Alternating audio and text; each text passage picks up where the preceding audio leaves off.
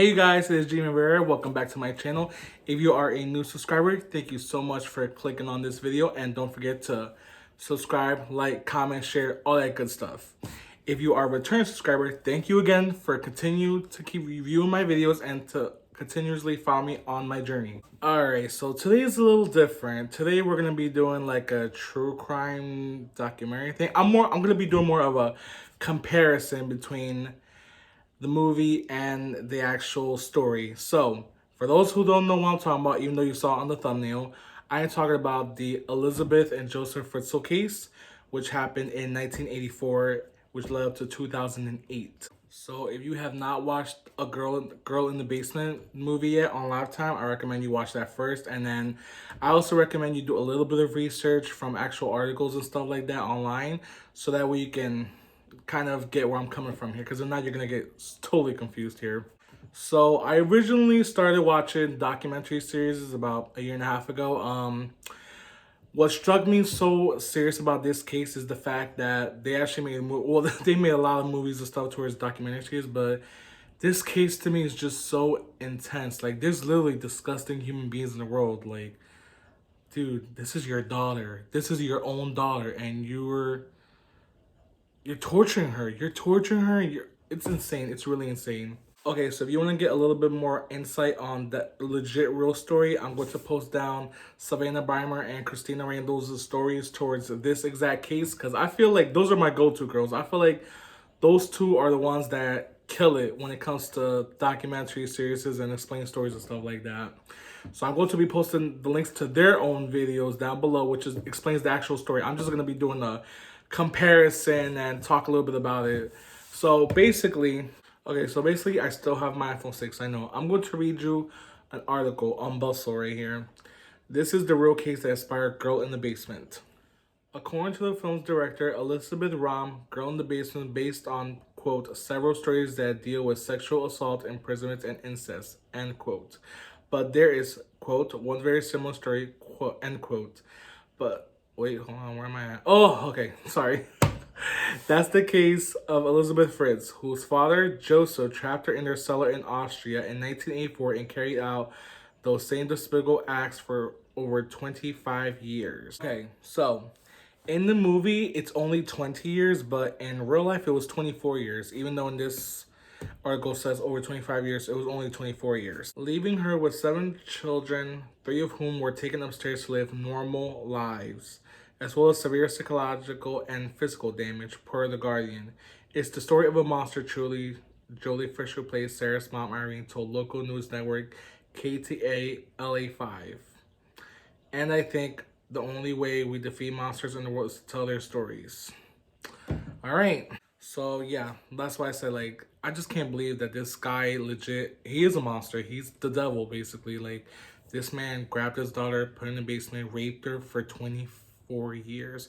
He raped her, he left her down there, no sunlight, nothing. Like, she was a prisoner in her own home. And what's insane is that her whole family was upstairs living, and they had no idea she was down there in the basement. Like, this is insane. All right, so there is one thing that was not done in the movie, which happened in real life.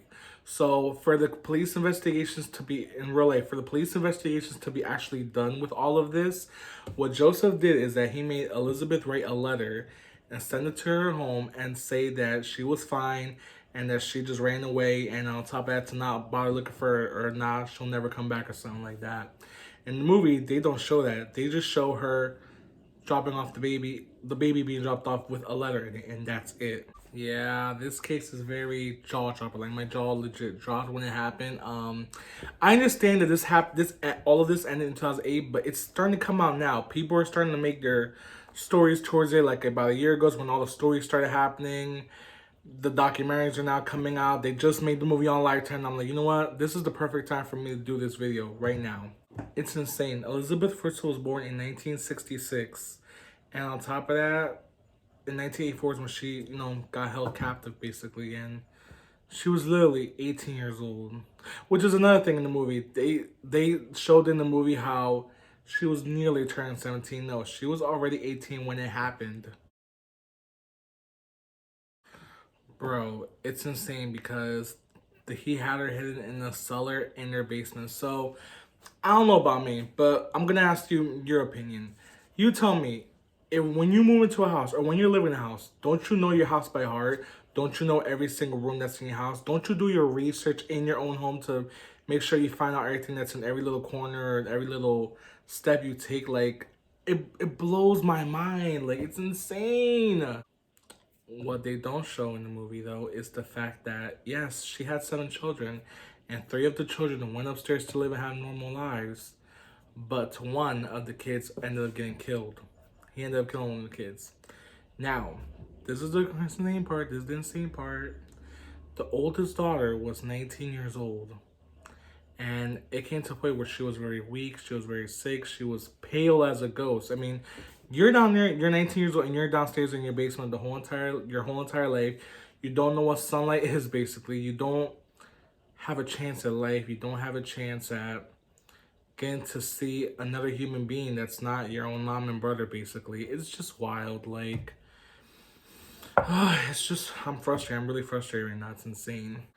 Elisabeth did the best she could. She did the best she could. She sat there and taught her children the colors, the alphabet, the ABCs, all that stuff. She tried to school them as best as she could, and she honestly didn't do such a bad job. Like, if you look at more serious documentary series towards how progressed the kids were, they were actually very well progressed throughout the time of them being locked inside that basement.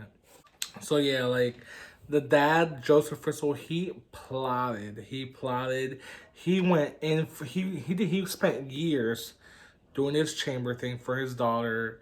Like he already had in his head that he was gonna have her locked up. It's insane. It's wild.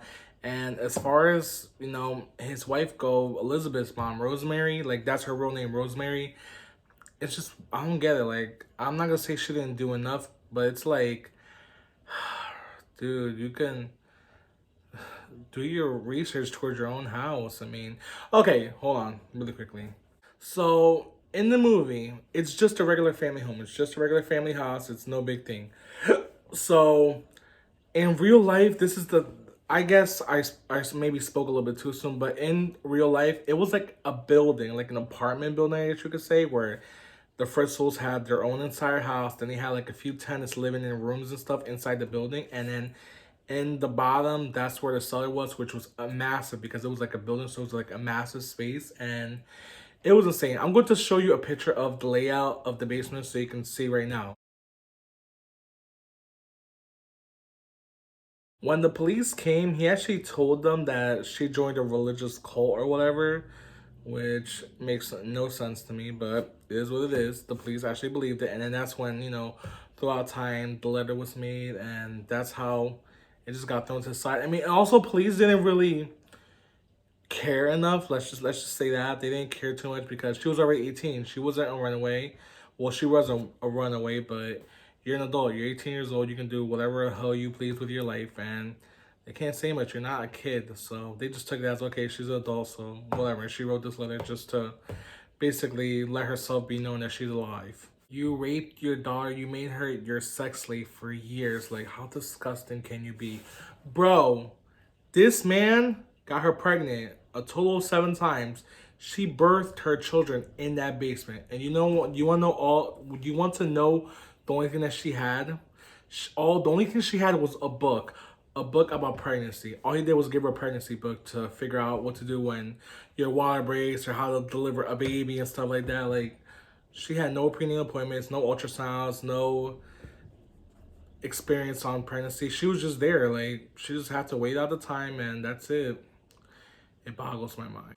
They also do not show this in the actual movie, but this girl was tied down with ropes and chains, and she was held hostage, basically. Like, yeah, this woman, she went through it. She really went through it. It's insane how they ended up raising 3 of Elisabeth's kids, and like social services, child protection, Department of Youth, Family Services just didn't say nothing. Like, is it me or what? What was up with the system back in the late 90s, 80s, early 2000s? Like, now you cannot get away with none of this crap.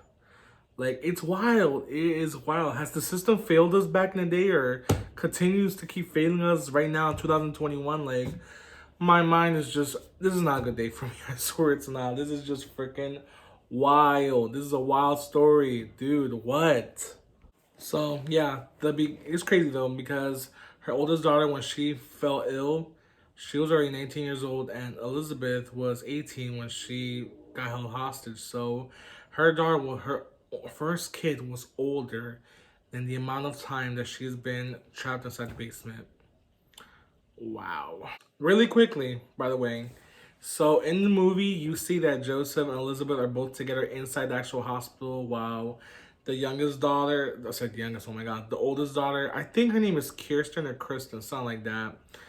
You see how they're all together inside the hospital? No. In the real life story, Joseph drops her off by herself. She's already 19 years old. She just drops her off by herself, and they don't have no medical records, no vaccination records, no type of records. I mean, this is literally her first time that she's probably been out in her whole entire life. And they had no option, but they needed to find the mother. And then that's when Elisabeth stepped in, and one thing led to another, and boom, Joseph is arrested and done over with his life. So, yeah, that's pretty much it. So, yeah, all of this happened in 2008, and it is now 2021, and unfortunately and sadly there are no updated photos of Elisabeth. This woman she was 42 when all of this happened, so that means she is now 53. Hold on, give me a minute.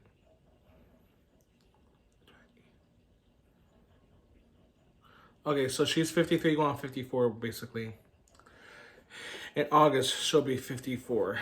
And it's sad. Like, it really is. Like, this woman didn't know what life was until 2008, because she was also mistreated by her father, Mr. Joseph Fritzl.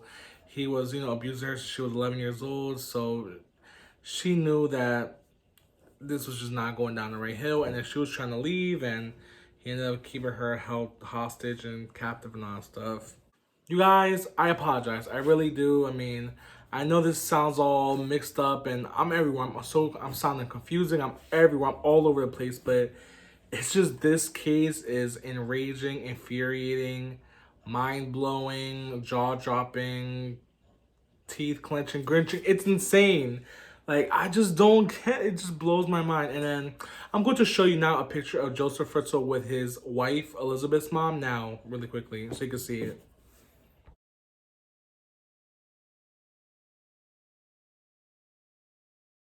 I am not putting blame towards that woman at all. No need for me to do it, but I don't know. I just feel like the fact that you've been there for so many years that you never came across nothing or heard nothing, it's just wild. Now, this is something else that's in real life that just wasn't put on the actual movie. There were tenants that were living inside the actual building, because like I said before, this was an actual building, not in the movie. In the movie, it's just, a regular family home. So in the movie, some of the tenants will hear noises in the basement. Like, they will hear like little strange sounds, and they will ask Joseph, because he was the landlord, of course, and he'll say that, oh yeah, I put a brand new boiler in, or a furnace, or just some crap like that. So, and they will believe it. I mean, they can't sit there and be interviewing him to try and find out what's going on. So they just have to go based off of what was said, which was basically that. It's wild. We really have people like this in the world. We really have human beings this disgusting and trifling and dirty and nasty. Okay, so Joseph Fritzl is the type of person you give the C word to. He is what you call the C word. We all know what the C word is. That's him, basically. All right, you guys. I'm already confusing you enough as it is.